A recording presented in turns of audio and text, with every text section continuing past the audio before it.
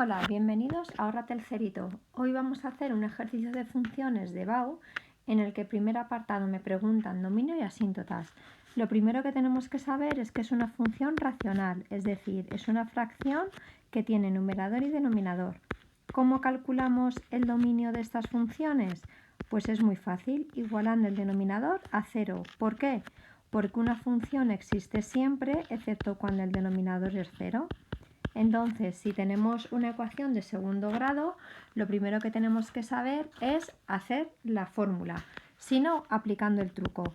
En cualquiera de los casos me sale que una de las raíces es menos 3 y la otra de las raíces es 1.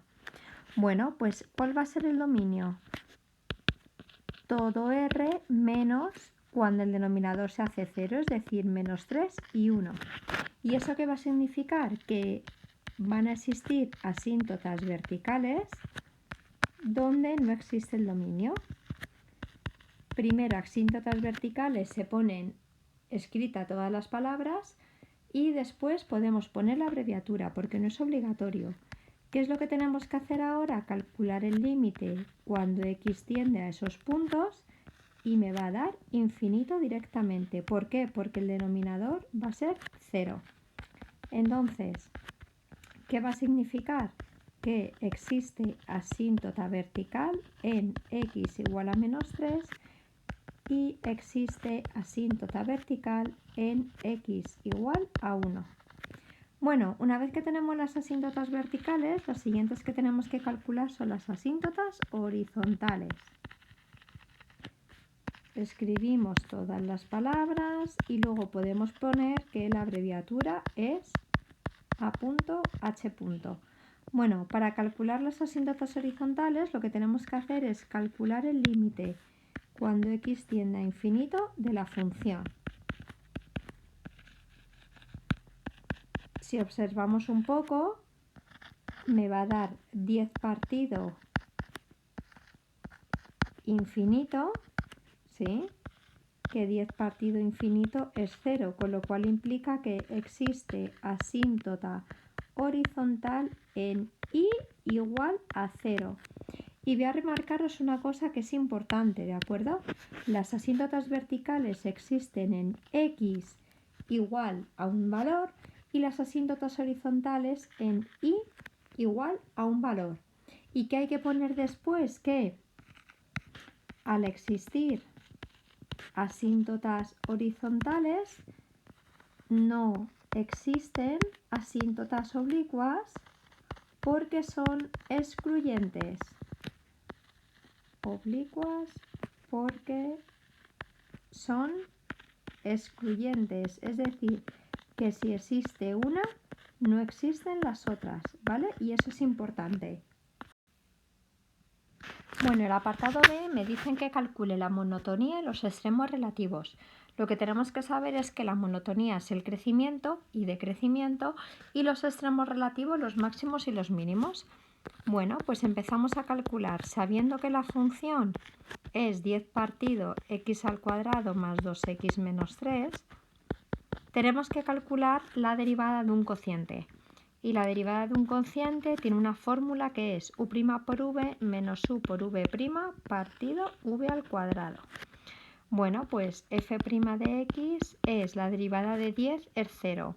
Por lo tanto, 0 por cualquier cosa, 0 menos 10 que multiplica a la derivada del denominador, que va a ser 2x más 2.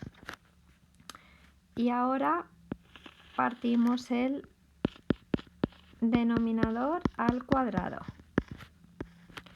Bueno, realizando todos los cálculos, ¿de acuerdo? Lo que me va a salir es menos 20x menos 20 partido x al cuadrado más 2x menos 3 al cuadrado, ¿de acuerdo? ¿Por qué no hace falta que calculemos esto? Pues porque para calcular el crecimiento y decrecimiento tenemos que igualar la primera derivada a 0. Bueno, pues ponemos el numerador, ponemos el denominador. Y el denominador, ¿qué es lo que va a pasar? Que como está dividiendo, pasa aquí multiplicando y nos deja el numerador igualado a 0, ¿de acuerdo? Bueno, podemos hacer esta ecuación y al final me va a dar que x es menos 1. Y una cosa importante que tengo que tener en cuenta, que era del apartado anterior, es que el dominio de la función era todo r menos 3 y 1.